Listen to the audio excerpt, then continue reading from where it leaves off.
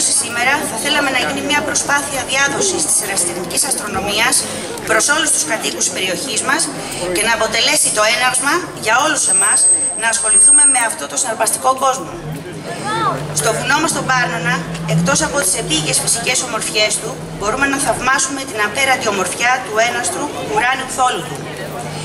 Διαμάτια πάνω σε μαύρο βελούδο, τη μεγάλη και μικρή Άρκτο, τον αστερισμό της Ανδρομέδας, τον λαμπρό Αντάρη και τον Βέγα, τη σαγηνευτική Αφροδίτη και τη ζώνη του γαλαξία μας. Ο Πάρνονας αποτελεί ένα από τα πιο σημαντικά σημεία στο παρατήρησης πανελλαδικός και σήμερα το τιμούμε.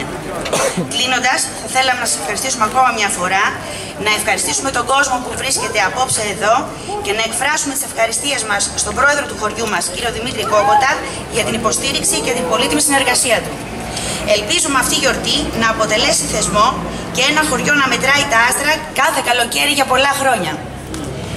Ακολουθεί η ομιλία του κ. Νικολάου Τρεμούλη και κατόπιν η αστροπαρατήρηση με τα τηλεσκόπια της Αστρονομικής Ένωσης. Ευχαριστούμε πολύ.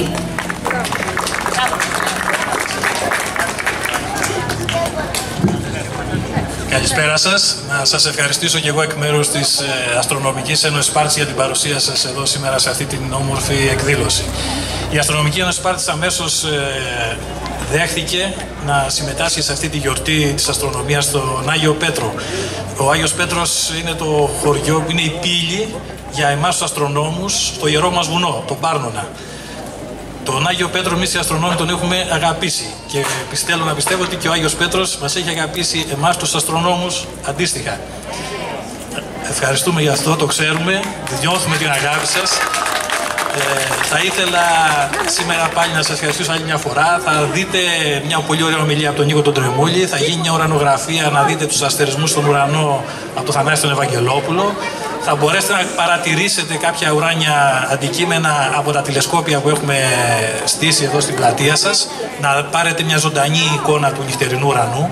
Και θα ήθελα να σας πω ότι εφόσον εμείς υπέρ των 10 ετών που ερχόμαστε τώρα πορεία μας στον Πάρνονα, θέλουμε να αναδείξουμε ακόμα περισσότερο αυτό το μέρος. Πώς θα το κάνουμε αυτό? Θέλουμε να φτιάξουμε ένα αστεροσκοπείο επάνω στην κορφή στο καταφύγιο.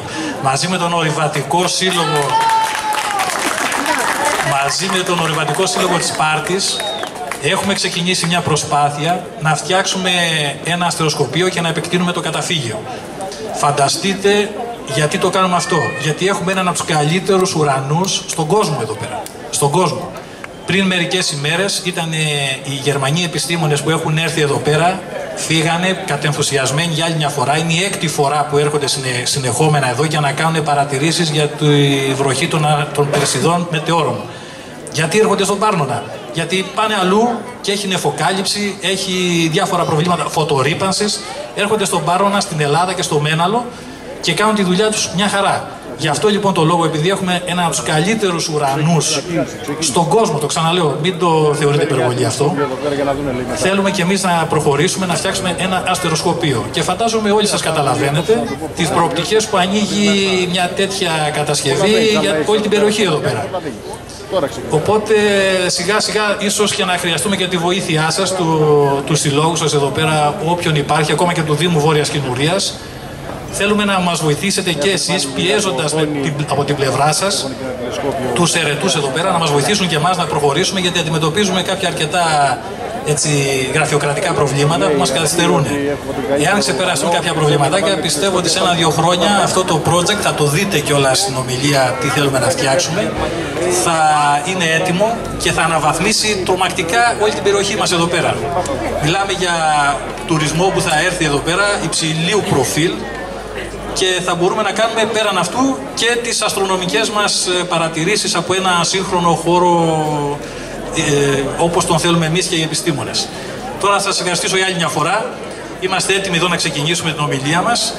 Έτσι, να περάσετε και μετά στα τηλεσκόπια να δείτε πίσω τον χρόνο, τον πλανήτη, κάποια νεφελώματα που θα δούμε, θα ενθουσιαστείτε, σας το υπόσχομαι. Σας ευχαριστώ για άλλη μια φορά.